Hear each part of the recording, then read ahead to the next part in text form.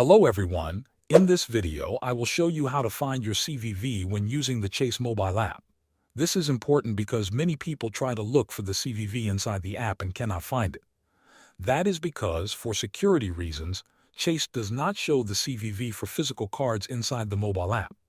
The CVV is a security code designed to prove that you have the physical card in your hands. Because of this, the app hides that number to help protect your account from fraud.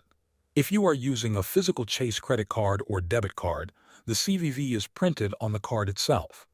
If you are using a Chase virtual debit card, the process may be slightly different. In some cases, the app allows you to see the virtual card details. To do this, select your credit card account. Then tap on Statements and Documents. Open your latest statement. On the first page, in the Account Summary section, you can usually see your full 16-digit card number. That is how you locate your card details when using the Chase mobile app. Thanks for watching.